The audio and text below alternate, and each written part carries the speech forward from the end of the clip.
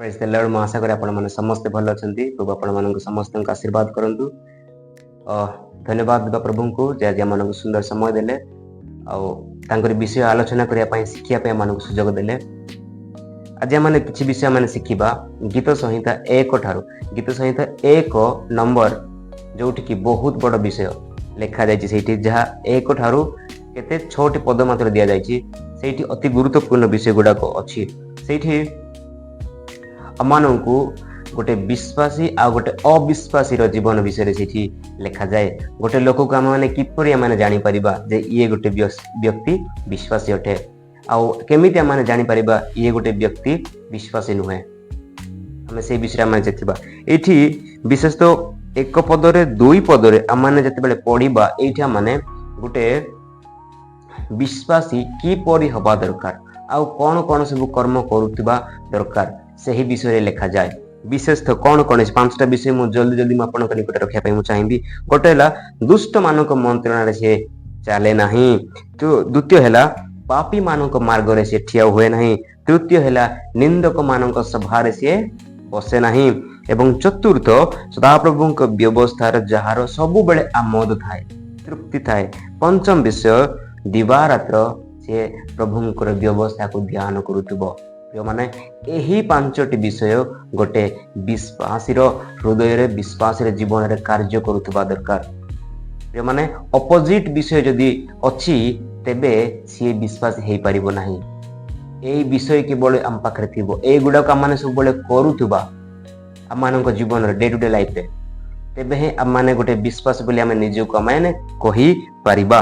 Versus 3 रे उदाहरण गोटे दिया जायछि जे गोटे विश्वासी किपरि हेई परिबो आमाने किपरि हेई परिबा।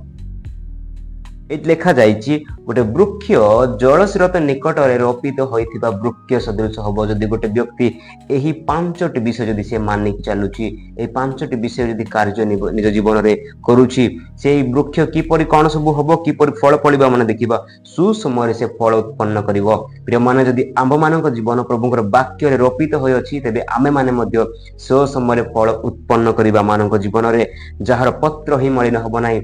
आमे माने जेहेतु सब दिन प्रार्थना रे आमे माने कोन करूछु निजको धौत करूछु प्रभुक वाक्य द्वारा माने निजको धौत करूछु आम मानकर मलिन हबार संभावना नाही। शैतान आम मानक कोनोसी मात्रा आमनको मलिन करि परिबो नाही किबा आम मानक तार जाल को आम मानक टाणी के नै परिबो नाही। कारण माने आत्मिकतार सबल होइतिबा प्रार्थना रे वाक्य रे उपासना रे आम माने जेहेतु समय काटुछु ना आम मानकर मलिन हमार कोन संभव ही नाही जदि आप माने सबल होइक अछु। एवं लिखा जाए एपरि वृक्ष सदृश से हेबो गोटे विश्वासी यदि निज जीवन को वाक्य रे रोपित करिछि वाक्य अनुसार से चालुछि वाक्य सहित जीवन काटुछि सेही पर यदि आगु को बढ़ुछि तेबे से कोन हबो गोटे उत्तम गछ जल स्रोत निकट रोपित सदृश से आगु को बढ़िबो। पुणी से जहा चाहे ताहा से करिवो आ सफल मध्ये सेठी से हबो। प्रभु ताकू सफल होबा पई सहाय्य करिवे। प्रिय माने आमे जते बेले देखिबा 4 पद 5 पद 6 पद एठी कि गोटे दुष्ट जीवन विषय लिखा जाए। गोटे दुष्ट को किपरि आमे जानिबा से किपरि कार्य सब करूथबो एठी लिखा जाए वायु द्वारा चालित तुष तुल्य अटंती। दुष्ट माने गोटे वायु सदृश आमे जानिनु वायु को पटे आसे को पटे जाए सेही परि दुष्ट माने जगी की थांती केतेबेले काहाको असुविधा रे पकेबे केतेबेले काहाको विनष्ट करिवे केतेबेले काहाको दुख देबे केतेबेले काहारो किछि समस्या करिवे सेही परि समय को से माने अपेक्षा करिके थांते दुष्ट माने।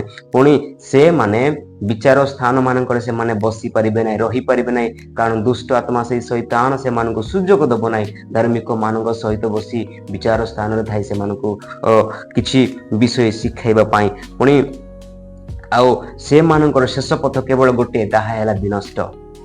तेणु मुझे आपण मान कहवाई चाहे प्रिय माने जदि आपण माने जदि से दुष्ट मानक पथर जदि चालुछंती दुष्ट मानक पापी मानक मार्ग रे ठिया होछंती निंदक मानक सभा रे बसुछंती जागृत होंतु। जदि विश्वासी हेई कि मध्य आपण कहि परबे नाइ भाई आमे बेले बेले किछि किछि सेमिति करूछु नाइ नाइ गुटिए दास दुईटा प्रभु को से कोन करि परिबो नाही पाली परिबो नाही ताको पूजा करि परिबो नाही।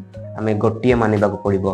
जदि आमे माने प्रभु को आमे चाहूछु विश्वास करूछु तेबे एही परि मंद कार्य दुष्ट कार्य गुडा को पाप कार्य गुडा का मान को छाड़िबा को पड़िबो। तेबे हे आमे माने एक उत्तम फल सदृश आम हो पार एक उत्तम वृक्ष जलस्थ निकट रोपित गछ पर आम पारिबा जदि भी आम एगुड़ा करूनु आम शेष पथ विनष्ट हम से विनष्ट आम मैंने पड़जा तेणु मुझे सका कहवाई चाहे यदि आपण मैंने उद्धार चाहती निज जीवन को रक्षा करने चाहती एवं अन्य मानक रक्षा करने चाहती तेबे आपण मैंने वाक्य अपना जीवन को पति दिंतु से वाक्य को आपण मैंने सबुदिन ध्यान करूँ दिवारात्र ध्यान करूँ से वाक्य आपण मानक जीवन देव से वाक्य आपण मानक फल देव आपण मानकर समस्या से वाक्य दूर करिवो आपण मानकर दुख से वाक्य दूर करिवो आपण मानकर समस्त पर आवश्यक से वाक्य आपण मानक देव कारण वाक्य होउछि प्रभु यीशु निजे आम मैंने जेते वाक्य पढ़ुछु ध्यान करूछु आउ ताकू ऑनर करूछु सम्मान करूछु आम प्रभु यीशु का मन सम्मान करूछु ऑनर करूछु प्रार्थना करूछु तांको सहित कथा होछु वाक्य पढ़ुछु तांको सहित आम कथा होछु जदि भी आम आज प्रस्तुत हवा निज जीवन को प्रभु को देवाई माने प्रार्थना करवा प्रभु को निकट में निज निज को समर्पण करवा प्रभु यही विषय गुड़ाक मुझे ठार मु छाड़ुछि एवं उत्तम भाव में करी कौन कौन विषय से मंत्र दुष्ट मानक मंत्रणा से चलो ना पापी मान मार्ग में ठिया हेब ना निंदक मान सभार से बसब ना पुणी सदा प्रभु व्यवस्था सी कौन कर से व्यवस्था से आमोद हम संतृप्ति होथब सी पुणी दिवारात्र व्यवस्था को सी पालन कर ध्यान कर पड़ो जदि भी युड़ाक कर आज प्रभु आपण आशीर्वाद करेंगे प्रभु समस्त को आशीर्वाद करंतु आमेन।